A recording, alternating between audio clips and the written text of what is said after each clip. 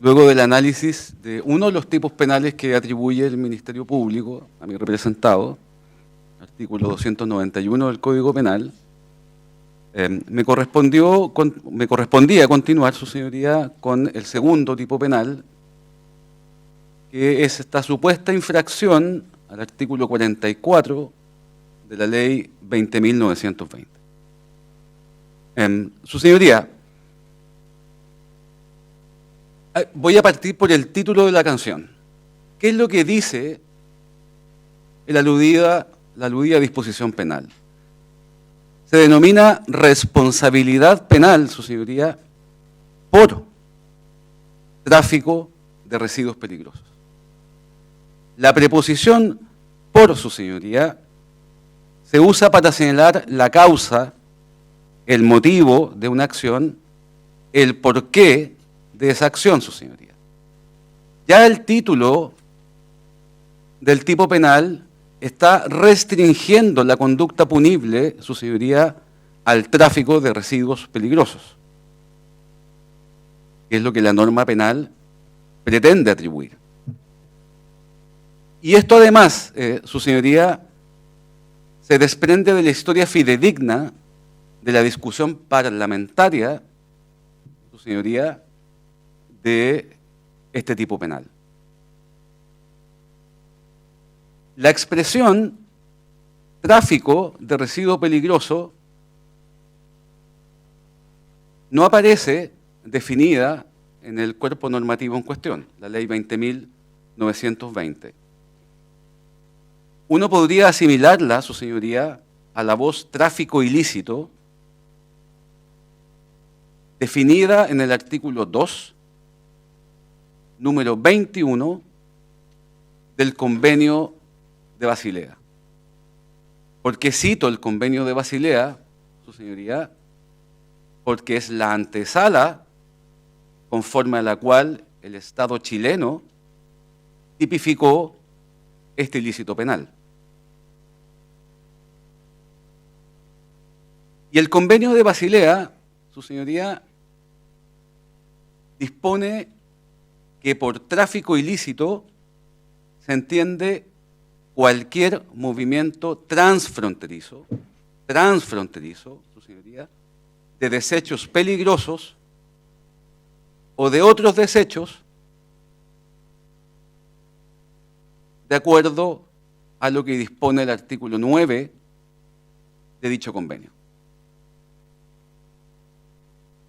Y la razón de ser, su señoría, del Convenio de Basilea no es otro que evitar que un Estado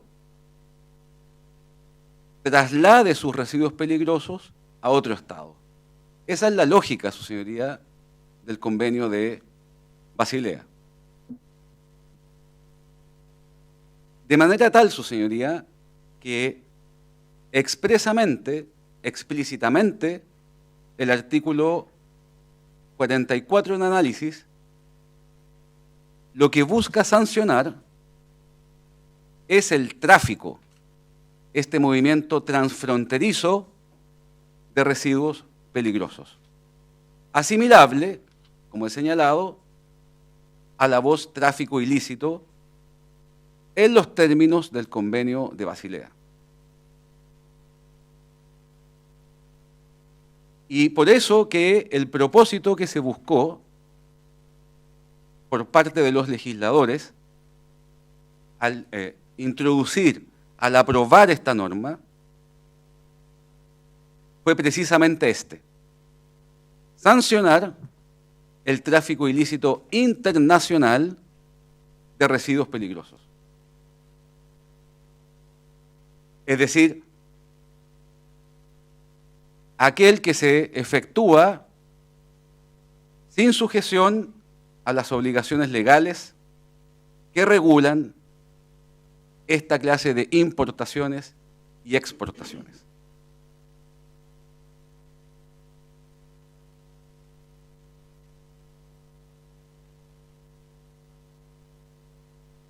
Ahora, uno podría decir, bueno, ¿y qué sentido tuvo el legislador para incorporar dentro de las conductas el verbo manejar o manejo.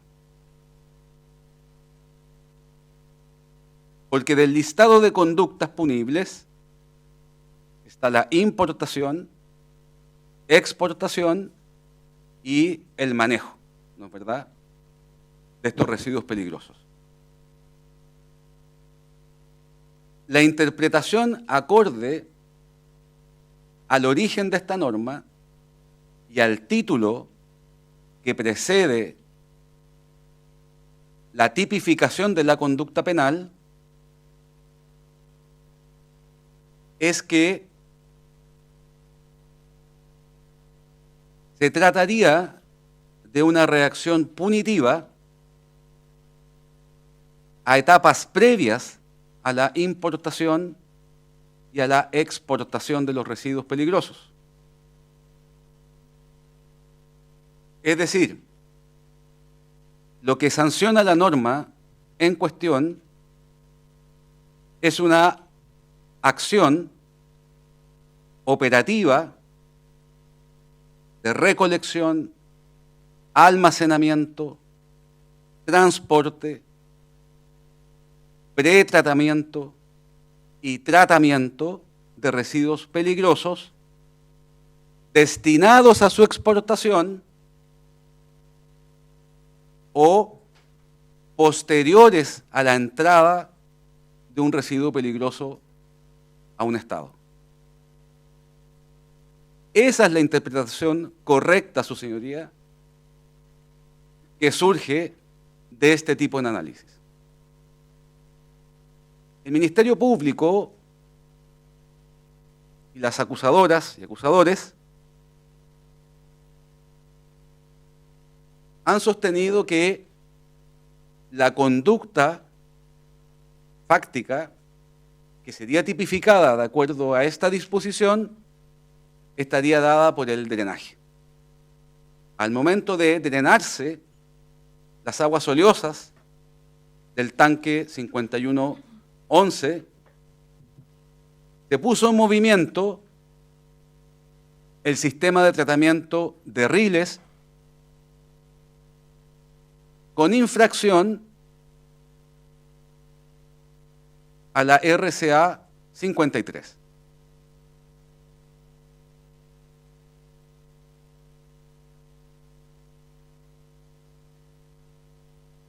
Sin perjuicio, su señoría, que un drenaje y un sistema de tratamiento de riles,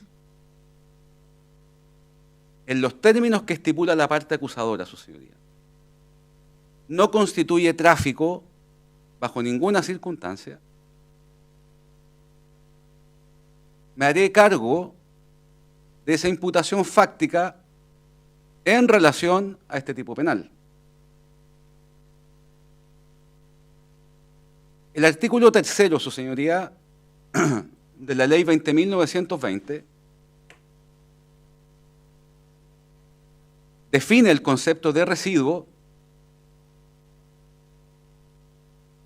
como toda sustancia u objeto que su generador desecha.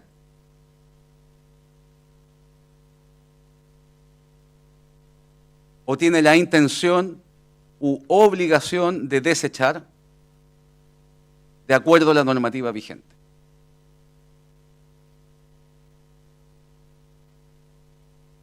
Y el generador de residuos es definido como el poseedor de un producto, sustancia u objeto que lo desecha o tiene la obligación de desecharlo conforme a la normativa vigente.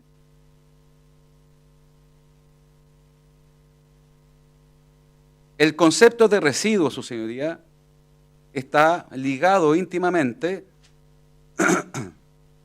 a la idea de eliminar, desechar, abandonar, desprenderse de este objeto, sustancia o elemento. Es decir, aquellos que ya no le proporcionan ninguna utilidad a su poseedor. De manera tal que, en contraposición a aquello, no constituye un residuo aquellos elementos o sustancias que son o están destinados a ser utilizados por su actual poseedor, ya sea en el estado en que se encuentren o como materia prima o insumo de un determinado proceso productivo. ¿Y qué ocurre acá, su señoría?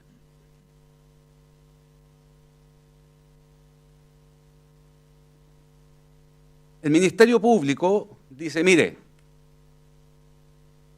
el señor Rhodes autorizó el drenaje, permitió el drenaje. Más bien dicho, el señor Rhodes, en los términos de la acusación, estaba presente en el terminal cuando se realizó la maniobra o la actividad de drenaje. Mire, su señoría, es decir, le atribuye al señor Rhodes responsabilidad penal no por haber ordenado una actividad que, por cierto, es lícita, su señoría. Una actividad que está dentro del riesgo permitido de aquellas que se realizan diariamente en el terminal marítimo Quintero, su señoría, sino que se le atribuye por haber estado en el lugar.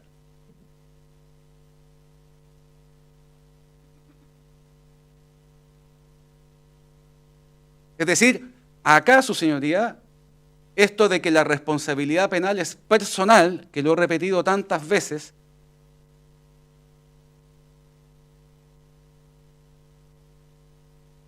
no aplica para este caso, no aplica para el ente persecutor y no aplica, su señoría, para los acusadores particulares. No existe ninguna teoría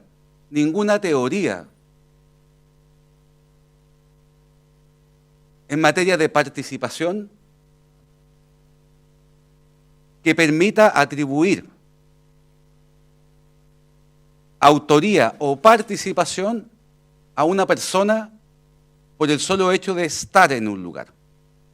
Pero bueno, es lo que señala el ente persecutor.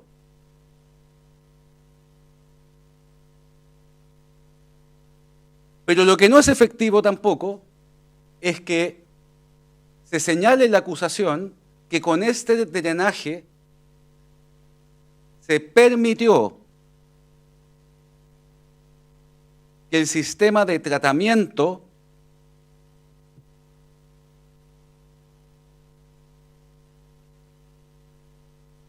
siguiera adelante hasta su término. El sistema de tratamiento de riles en general y en particular, el que existe en Quintero, su señoría, funciona a medida que se le va incorporando agua.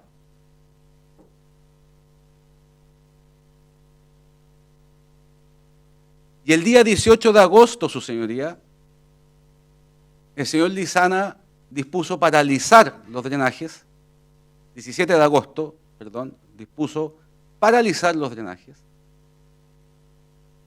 Es decir, no se incorporaba más agua al sistema de tratamiento, su señoría. Y el día 20 de agosto, nuevamente mi representado ratifica esa instrucción ordenando paralizar los drenajes.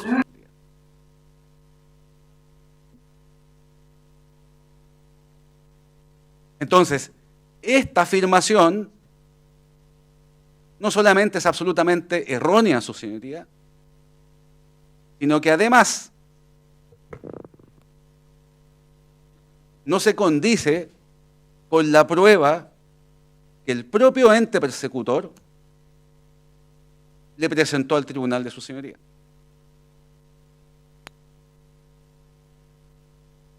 Y el Ministerio Público, en su clausura, cita el documento 159 como si se tratase de una confesión y lee parte de ese documento, que es un correo electrónico de don Anselmo Flores de 9 de septiembre de 2018. Y leeré, su señoría, brevemente el mismo encabezado que leyó la fiscal, la señora fiscal, si usted me autoriza. Gracias. Dice: el sancionatorio que nos impuso la SMA, que sabemos de sobra y estamos convencidos de que no tenemos ninguna responsabilidad con los olores de Quintero y Pucho Huncaví, pero el sancionatorio se basa en que no cumplimos con la RCA 53 del STE, porque hicimos algo que no está descrito en la RCA y se hizo y nos pillaron flagrantes. Este párrafo que leyó el Ministerio Público dice: señorías, aquí está la confesión. Su señoría, este mail, que habría que preguntarle al señor Flores por qué lo escribió, pero este mail, objetivamente, su señoría, dice relación con hechos que no son parte de la acusación. Se refiere al sancionatorio, su señoría, por extracción de aguas del tanque de mantención 5109. Si la reformulación de cargos, su señoría, como este tribunal ha tenido la oportunidad de escuchar, fue a fines del año 2020. Esta que fue declarada arbitraria e ilegal fue a fines del año 2020. En septiembre del año 2018, la SMA había iniciado un sancionatorio por los estanques en mantención, su señoría. ¿Qué tiene que ver este documento con los hechos en materia de la acusación?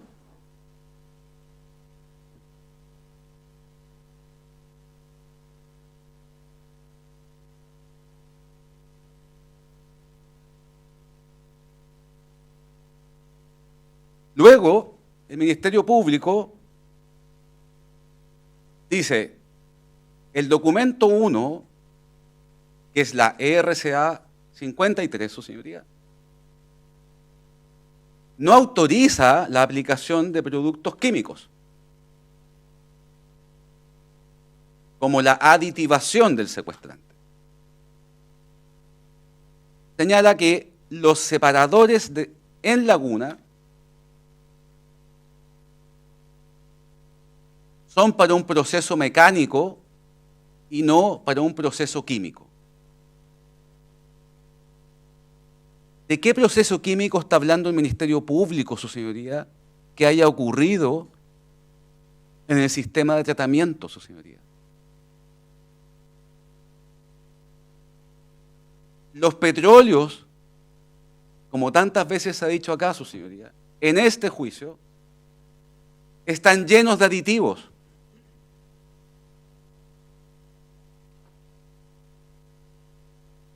No solamente referidos a secuestro o disminución de H2S, su señoría, emulsionantes y muchos otros aditivos.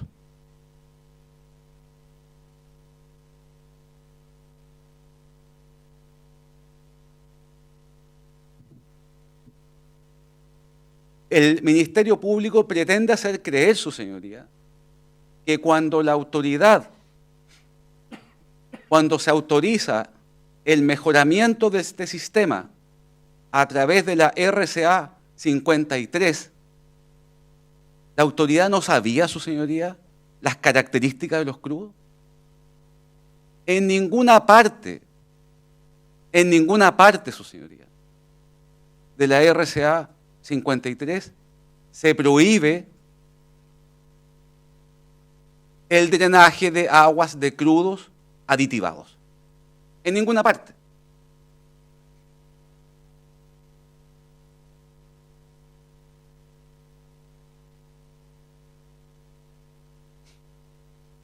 Pero si aún esta afirmación no es suficiente, bueno, vamos a la RCA y vamos a la norma.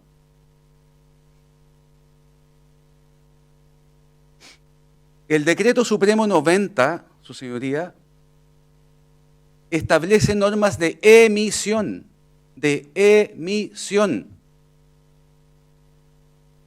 La RCA 53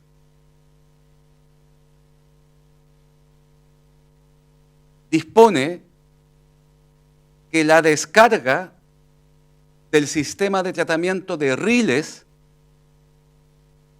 se realiza a través de un emisario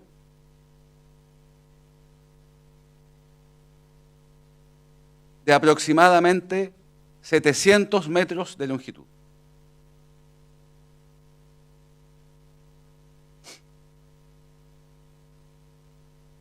Este mismo documento, su señoría, el mismo documento, indica que el funcionamiento del sistema de tratamiento de riles,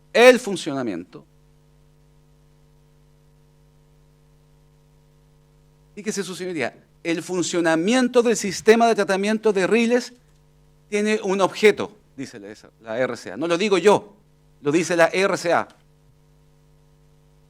Y el objeto del funcionamiento de este sistema es que la descarga, su señoría, de las aguas ya tratadas en este sistema por el emisario,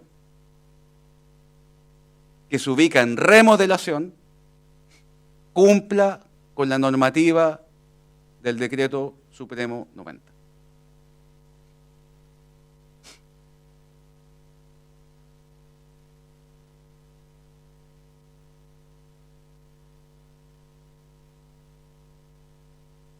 Es más, reiterativamente, la RCA 53 vuelve a decir expresamente, posterior al tratamiento, se debe cumplir con los requisitos de ¿qué? De la tabla 5, su señoría, del Decreto Supremo 90.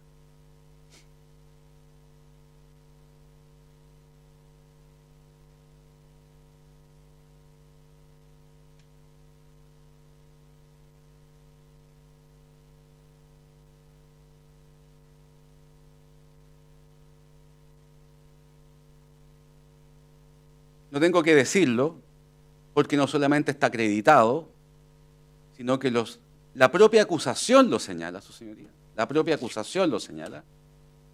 Estas aguas no salieron por el emisario. No salieron por el emisario. Por el emisario, su señoría. Lo dice la misma acusación.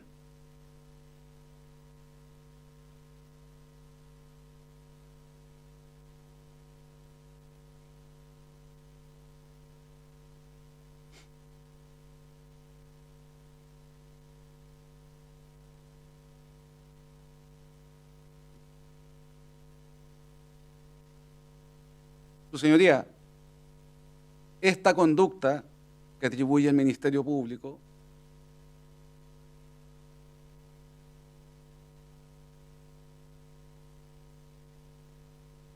no estuvo ni siquiera cerca, su señoría, de incumplir el Decreto Supremo 90.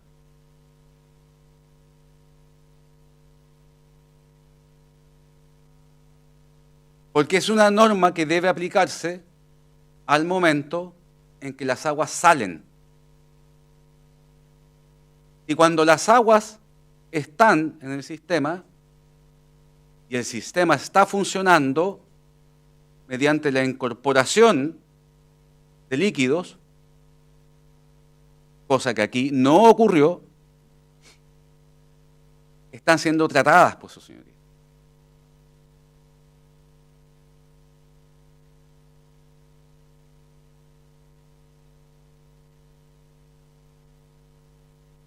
Y estas aguas oleosas, su señoría, estas aguas oleosas son tratadas recuperando esos aceites. ¿Para qué? Para ser usados como materia prima de otros productos.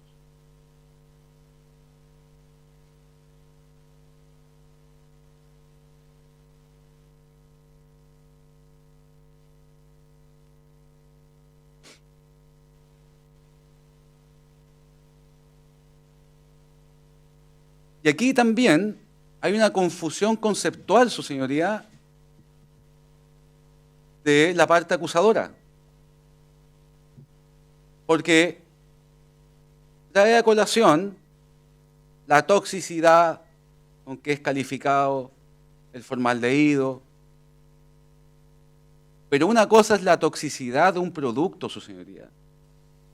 Y otra cosa es lo que el poseedor de ese producto deseche. ¿Se desechó acá formaldehído, su señoría? No. Nadie vino a decir acá, mire, acá se desechó formaldehído.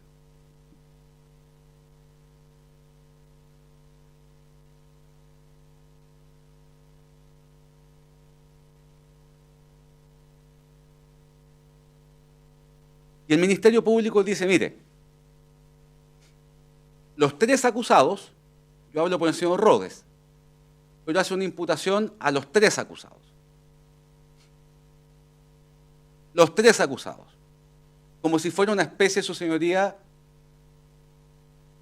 de autoría del 15 número 3. Los tres acusados.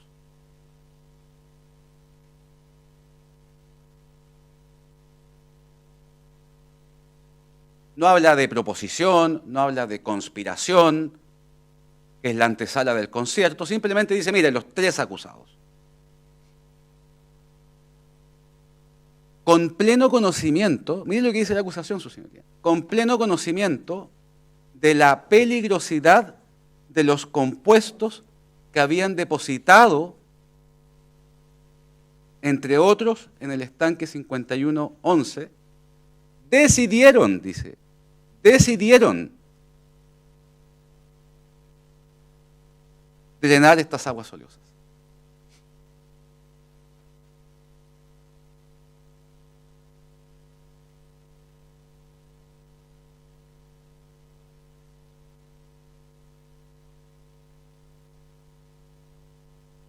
Su señoría, ¿qué prueba primero rindió el Ministerio Público para acreditar esta especie de concierto?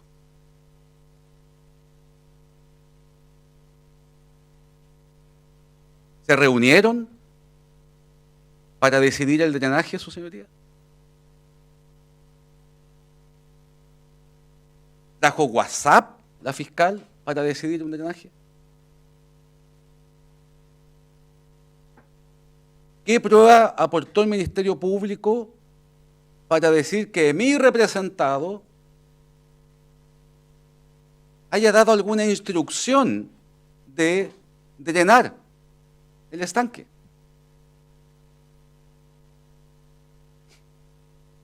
Pero más allá, el drenaje de un estanque, de un crudo, su señoría, el drenaje de un estanque, de un crudo, es una actividad habitual, su señoría, en el terminal marítimo de Quintero.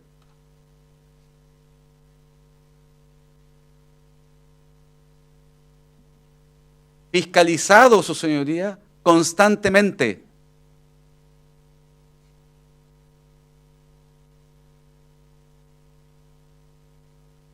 Es decir, la autoridad permite una actividad ilícita, su señoría. Es una actividad habitual, normal, el drenado de los estanques.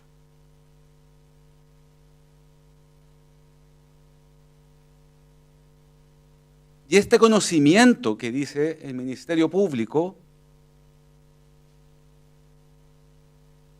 de la peligrosidad de compuestos depositados, su señoría, en los estanques, es una falacia. Es una falacia. Si aquí no se depositó ningún compuesto peligroso, su señoría, ningún compuesto peligroso. Rolando Pérez, Nicolás Grove, el señor Schwartz, el señor Saror, todos han señalado que el resultado de la aplicación del secuestrante es el tritiano, que es una sal sólida, pesada, inocua.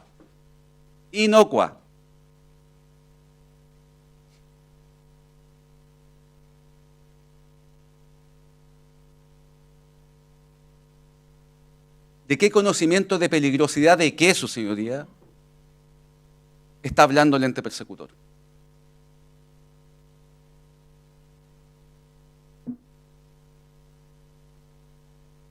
De una actividad que por lo demás, el secuestro del H2S, se le encarga a un tercero, lo ejecuta un tercero. Actividad que ese tercero califica de exitosa.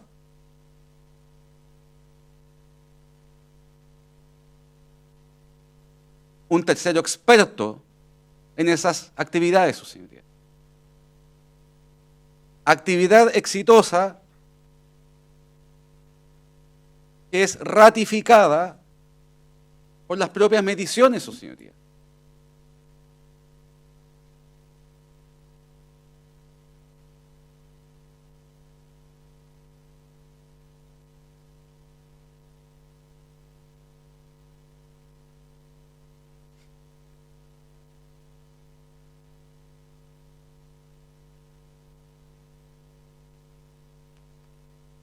Y respecto a mi representado, y con esto voy terminando, su señoría,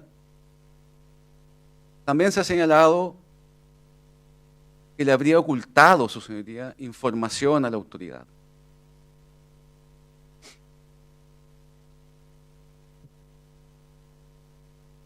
Su señoría, don Juan Pablo Rodes acompañó a todos los fiscalizadores 24/7.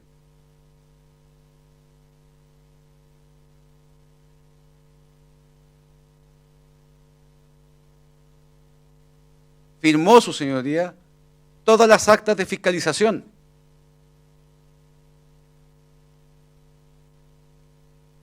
Les entregó, su señoría, todo lo que se le requirió.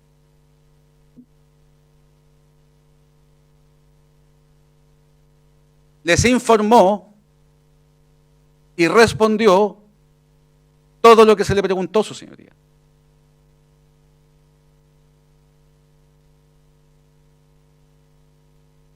Y fueron los fiscalizadores, su señoría, que se abocaron a esta extracción de aguas del tanque en mantención 5109.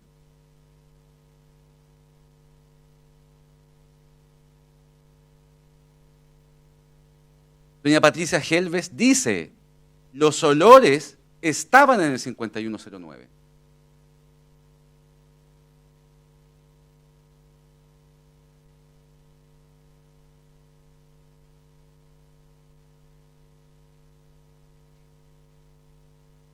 De manera tal, su señoría, que conformes a estas alegaciones, no solamente los hechos, objeto, materia de la acusación, no son constitutivos de ningún ilícito penal, su señoría. No solamente no son constitutivos del delito del artículo 291 del Código Penal,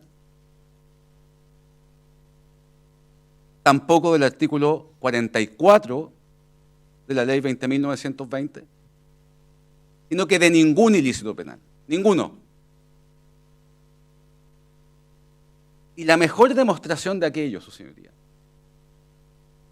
la mejor demostración de aquello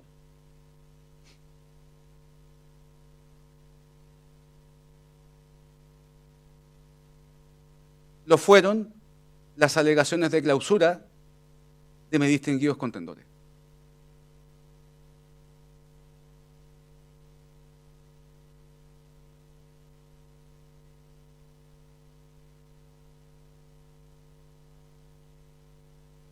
Analizando tipos penales a través de fórmulas absolutamente contradictorias, que en ninguna parte de la doctrina están, su señoría.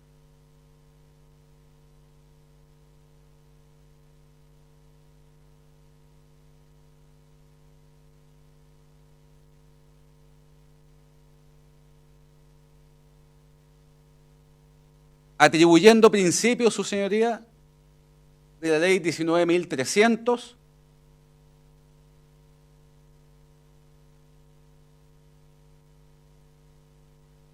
que no contiene tipos penales,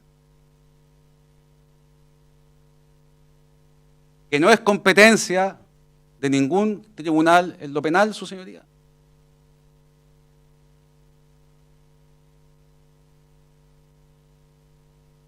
Que es posterior, su señoría, a la tipificación del artículo 291 del Código Penal. Aplicando principios de esa ley, su señoría, en sede penal,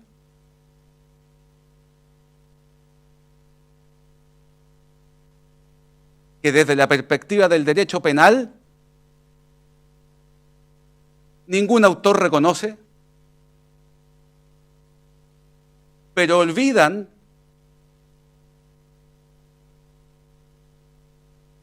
principios tan básicos como el de legalidad, tipicidad, el principio fragmentario del derecho penal,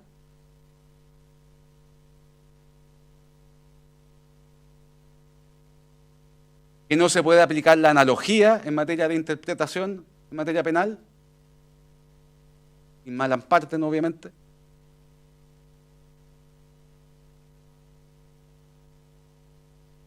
Que los tipos penales no se pueden interpretar extensivamente, su señoría. Esos principios no aplican acá.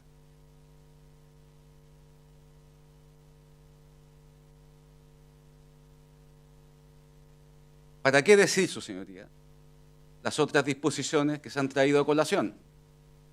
Incluso citadas en el propio auto de apertura, su señoría, en el propio auto de apertura.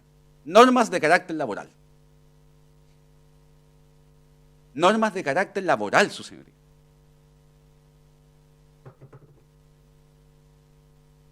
Normas aduaneras, en fin.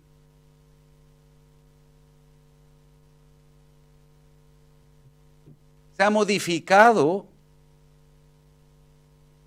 los presupuestos fácticos, su señoría, de la acusación. Los modificaron en sus clausuras. Tampoco aplica entonces el principio de congruencia para este juicio.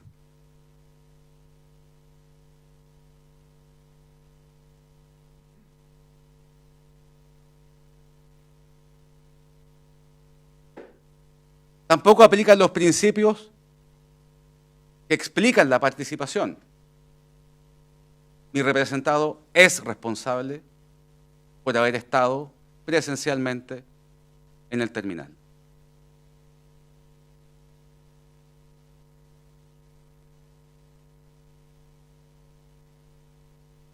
Estos hechos, dice el ente persecutor,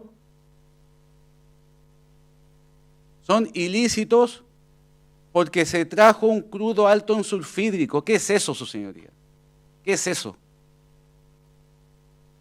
Porque se le aplicó un secuestrante.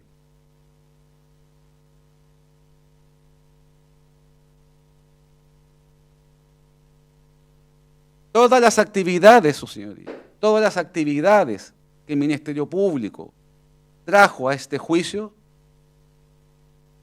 desde el arribo del Monte Toledo, el Alige, la descarga en San Vicente, una aplicación de secuestrante, la descarga en el terminal marítimo Quintero y la aplicación de secuestrante. Y el drenaje, su señoría, son actividades lícitas, lícitas.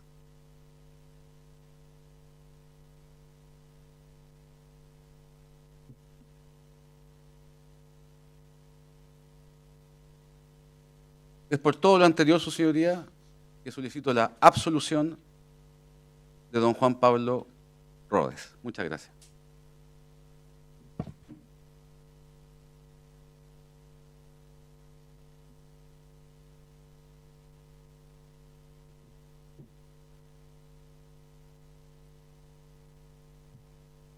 Gracias a usted.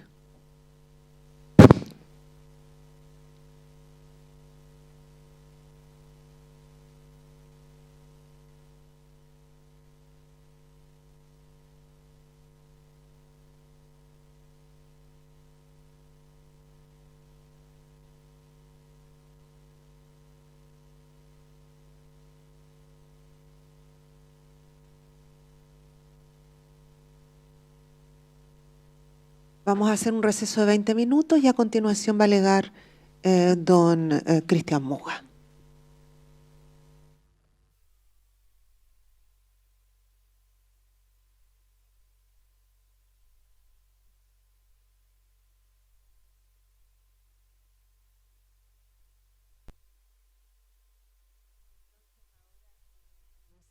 Y le corresponde la primera parte de su alegato a don Cristian Muga.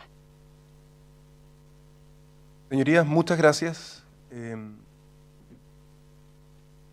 Tengo la oportunidad, señorías, de dirigir mis últimas palabras de clausura ante este tribunal,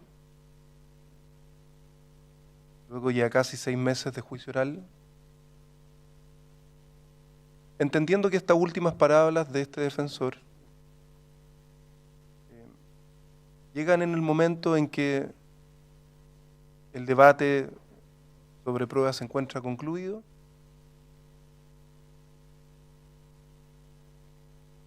y en que lo que se espera de un interviniente, al menos esa es mi convicción, es que sus palabras de clausura permitan hacer luz sobre la prueba.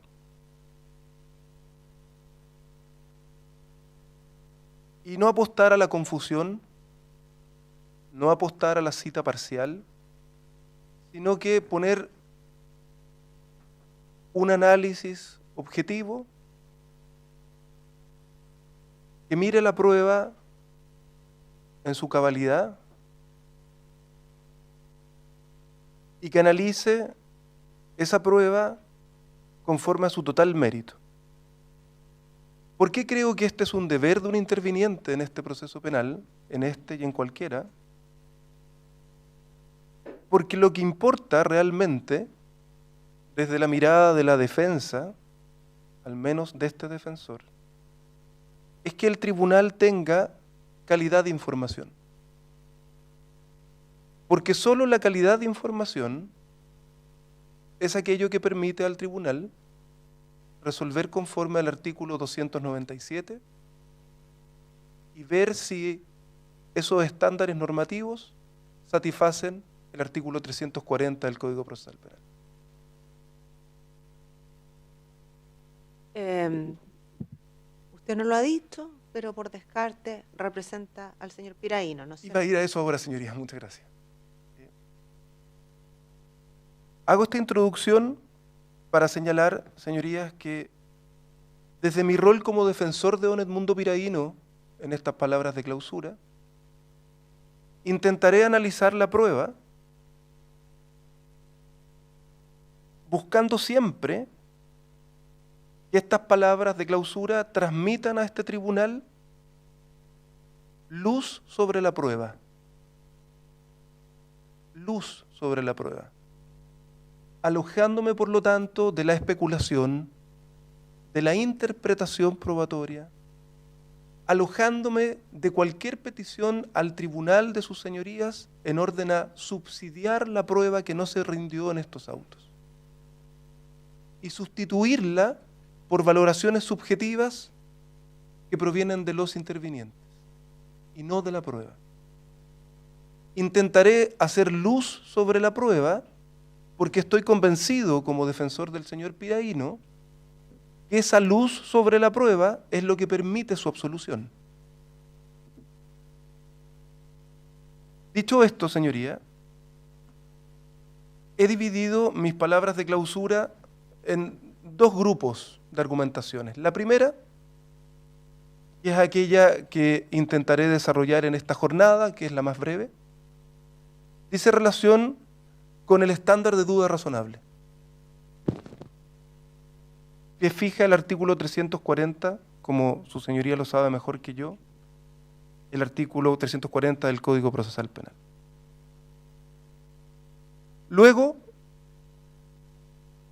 intentaré analizar la prueba de cargo que los persecutores indicaron en sus clausuras para mostrar, creo yo, caso a caso, cómo su correcta incorporación al debate permite una conclusión absolutamente diversa a aquella que se escuchó en las clausuras de los intervinientes acusadores.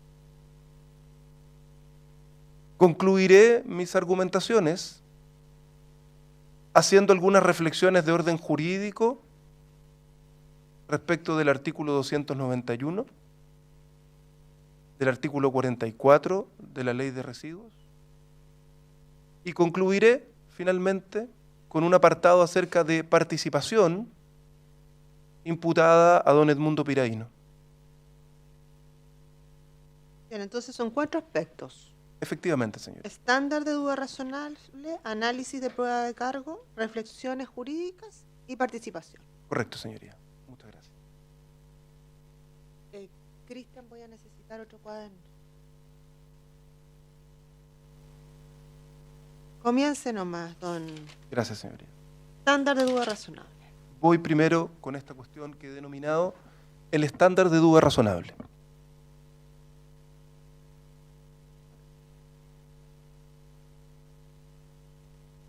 Señoría, en lo sucesivo seguiré básicamente al profesor Raúl Carnevali, que es profesor de Derecho Penal de la Universidad de Talca, en un artículo que publicó hace algunos años sobre precisamente el estándar de duda razonable de conformidad al artículo 340 del Código Procesal Penal.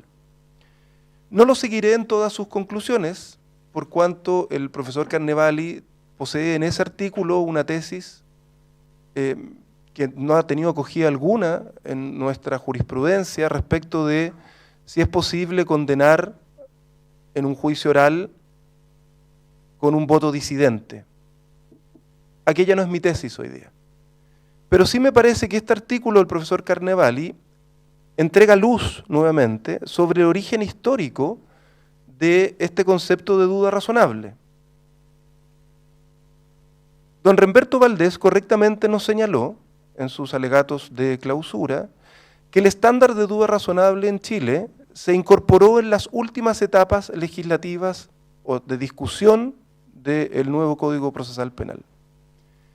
Y que no ha estado exento de polémicas, eso también es correcto, porque este estándar es ajeno a nuestra tradición continental. Eso es absolutamente correcto. Nuestra tradición continental, europea continental, aludía siempre a estándares de prueba legales o tasados. Esto era propio del sistema inquisitivo, ¿no es verdad?, donde el juez, en aquella oportunidad un juez unipersonal, tenía que seguir ciertas reglas de ponderación de prueba al momento de dictar su sentencia condenatoria. El estándar de duda razonable, en cambio, cambia este paradigma, se nos indica en la discusión legislativa de nuestro código, y lo sustituye por este concepto que cuando se vincula a la libertad probatoria y la libertad de valoración probatoria, presenta conflictos interpretativos acerca de si la duda razonable es un estándar de carácter moral subjetivo del sentenciador, o si la duda razonable es un estándar de convicción normativo. Volveré sobre esto en unos minutos más. Pero voy a seguir nuevamente, hice esta pequeña, digamos, preámbulo para volver sobre el profesor Carnevali y señalar, bueno, mire, ¿de dónde surge la duda razonable como estándar? Bueno, esto tiene un origen histórico, nos señala el profesor Carnevali, en las primeras etapas del cristianismo, más básico, en los primeros siglos del cristianismo. Y el estándar de duda razonable, nos señala el profesor Carnevali, no tiene nada que ver, en esos tiempos, con un estándar de protección del acusado, para nada. La duda razonable, señorías, y esto es casi anecdótico, pero interesante a partir del análisis posterior que intentaré hacer, era un estándar de protección para el juzgador, señoría. Miren qué curioso. Era un estándar de protección para el juzgador porque en los primeros siglos del cristianismo se sostenía que era un pecado mortal condenar a un inocente. Entonces, ¿qué se decía bajo este estándar de duda razonable? Se decía, mire, si el juzgador condena a un inocente, pero lo hace más allá de cualquier duda, entonces su alma igualmente podrá ser salvada. Entonces, en la primera creación de duda razonable, en el siglo II, III, en la época cristiana más antigua, nos señala el profesor Carnevali, el estándar de duda razonable es un criterio de protección al juzgador.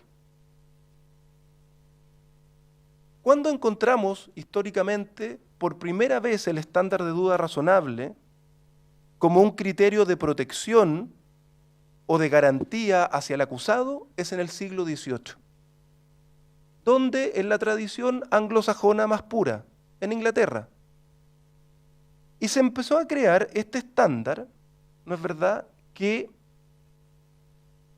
señalaban que si una vez rendida la prueba de cargo, y solamente una vez rendida la prueba de cargo, el juzgador o el tribunal mantenía dudas razonables sobre la culpabilidad de ese acusado, entonces debía procederse su absolución. Ese es el origen más remoto de nuestro estándar de duda razonable. En un sistema distinto al nuestro, anglosajón, que duda cabe, y en donde se empieza a construir esta idea que el estándar de duda razonable es una duda que surge después de rendida la prueba de cargo. Después de rendida la prueba de cargo. La evolución posterior, desde luego de cargo de una tradición ajena a la nuestra, ha sido decir, miren, este estándar de duda razonable debe alejarse de la subjetividad del juzgador. ¿Por qué? ¿Por temor a la subjetividad de los jueces? ¿O por temor de las defensas que en este juicio podrían tener de la subjetividad que cada una de las miembros de este tribunal podría tener respecto de estos hechos? No tiene ese fundamento. ¿Qué duda cabe sobre eso? No hay desconfianza alguna en ninguno de los defensores sobre los criterios subjetivos que cada magistrada de este juicio oral tiene. El problema de la subjetividad es otro. El problema de la subjetividad es que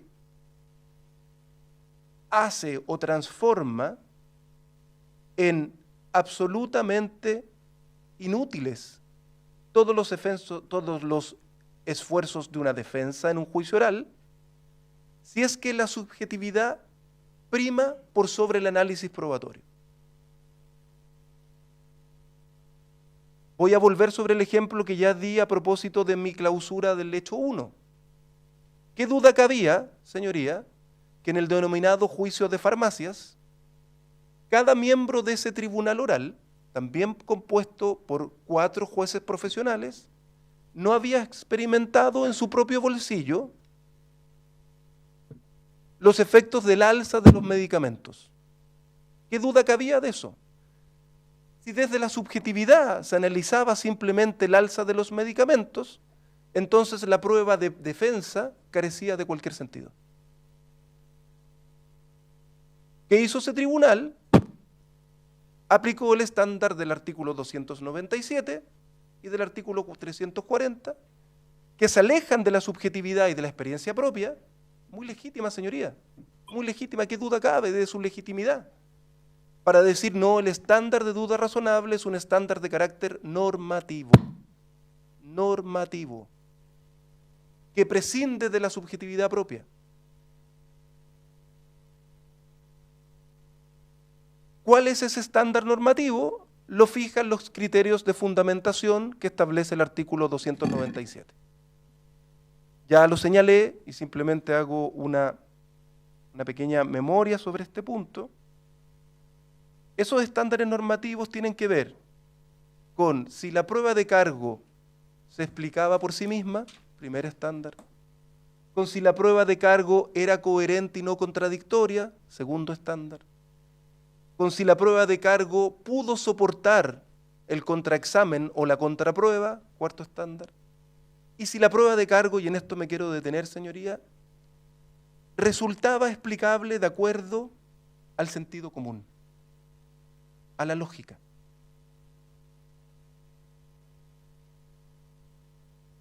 Esos son los criterios normativos que deben ser llevados al artículo 340. Si se incumplen esos criterios normativos y por lo tanto la prueba de cargo no logró superar o dar cumplimiento a dichos criterios, entonces existe duda razonable.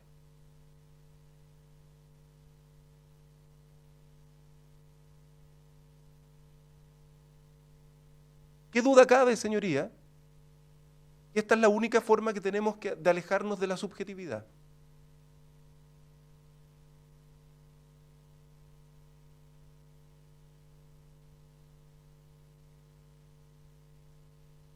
Ahora, señoría, significa que el estándar de duda razonable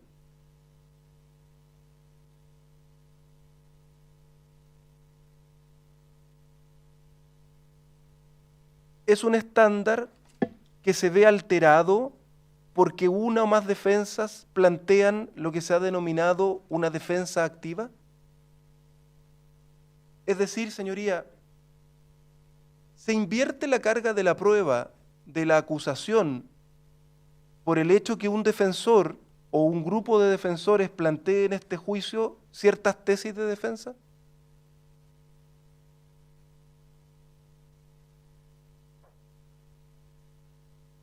Y la respuesta es absolutamente negativa.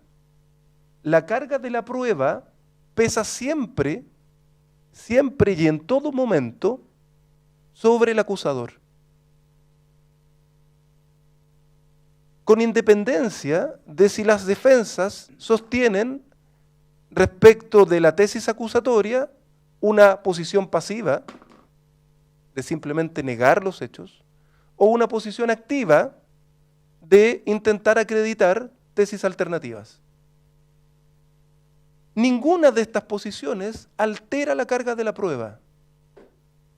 Ninguna. No existe un artículo en el Código Procesal Penal, pero no solo en Chile, en ninguno, que sostenga algo como eso. Y que por lo tanto lleva a la siguiente reflexión. Si es que la defensa falla en probar sus tesis alternativas, entonces se tendrá por acreditada la prueba de cargo. Eso no existe como estándar, señoría. No existe. Es el Ministerio Público, en primer lugar, y los querellantes en un lugar secundario, pero no menor, quienes deben probar las hipótesis acusatorias, con independencia del éxito que tengan las tesis defensivas. Voy a poner un ejemplo, señoría. Simplemente, nuevamente, el ejemplo tiene por finalidad hacer luz sobre el argumento. Si en un juicio oral, por secuestro, la defensa sostiene que no existió privación contraria al consentimiento de la víctima, sino que la privación de libertad ambulatoria fue consentida, y falla en probar el consentimiento, nada de eso tiene que ver con que el Ministerio Público o los querellantes en su caso se encuentren eximidos de su obligación de probar la privación total de libertad ambulatoria y la ausencia de consentimiento. Que esa defensa teórica falle en probar que la privación de libertad fue consentida no exime al ente acusador de probar todos los requisitos típicos del artículo 141. Lo que estoy diciendo, señoría, parece tan de sentido común que resulta innecesario decirlo. Pero en las clausuras escuchamos lo contrario. Escuchamos que, como en opinión de los acusadores, las defensas no habían logrado acreditar sus tesis de defensa, entonces la tesis acusadora primaba y se encontraba acreditada. En el ejemplo que yo he señalado, como también en la explicación dogmática siguiendo al profesor Carnevali, queda absolutamente demostrado que el estándar del artículo 297 y el artículo 340 no exime jamás al acusador de probar su tesis acusatoria. Nunca. Pero en otra mirada del mismo problema, surge la discusión sobre qué es una duda razonable. ¿Bien? Y aquí se nos ha dicho que la Ilustrísima Corte de Apelaciones de Concepción, en un fallo que se citó, dice, mire, no cualquier duda es razonable. Y bueno, ese fallo tiene toda la razón. ¿Qué duda cabe sobre eso, señoría? No cualquier duda es razonable, sino que solo es razonable, como muy bien dice ese fallo, pero también lo dice la profesora Daniela Aquetino, que ya cité en mi primer alegato de clausura, a propósito de la duda razonable en el proceso penal chileno. Dice, pero la única duda que tiene potencialmente la posibilidad de ser razonable es aquella debatida en el juicio. Por lo tanto, no puede ser razonable, y en eso tiene mucha razón el fallo de la Ilustrísima Corte de Apelaciones de Concepción, pero que además es una doctrina asentada ya de manera consistente por la jurisprudencia. Nunca será una duda razonable aquella que puede estar en el mundo fáctico, ¿no es verdad? En cualquier parte del mundo fáctico. No, puede ser razonable solo la duda que se debate aquí, en el juicio, aquí y ahora, entre comillas la profesora Daniela Aquetino, aquí y ahora. Voy a seguir con el ejemplo. Si el defensor en el caso del delito de secuestro observa que su tesis sobre el consentimiento no fue probada y expone en su clausura un argumento tan excéntrico como el siguiente y le dice al tribunal, mire, esta privación de libertad se debió a un fenómeno paranormal, ¿no es verdad?, que explica que esta víctima haya estado ausente 7 días del mes de agosto. ¿El tribunal podrá considerar esa argumentación como una duda razonable? Desde luego que no, señoría. El tribunal no tiene obligación alguna, ni este ni ninguno, de hacerse cargo de cualquier tesis probabilística del mundo fáctico, como podría ser la existencia o no de fenómenos paranormales que expliquen que una persona no esté 7 días de un mes. De lo único que está obligado el tribunal a hacerse cargo para evaluar el estándar de duda razonable es si la tesis de defensa alternativa fue debatida en el juicio aquí y ahora, y si esa tesis de defensa logró ser plausible. Es decir, si esa tesis de defensa logró explicar alternativamente los hechos imputados, logró explicar la ausencia de participación, en este caso del señor Piraíno, o logró probar la ausencia de alguno de los requisitos típicos de los delitos que se imputan. Aquí y ahora.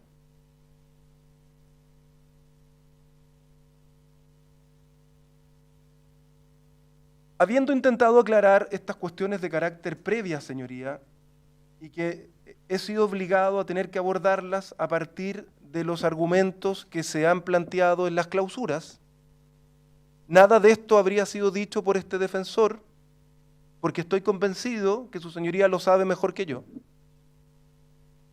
Si es que en las clausuras no se hubieran dicho cosas como las que he citado, en el sentido de intentar persuadir a su señoría que las tesis alternativas de la defensa invierten la carga probatoria.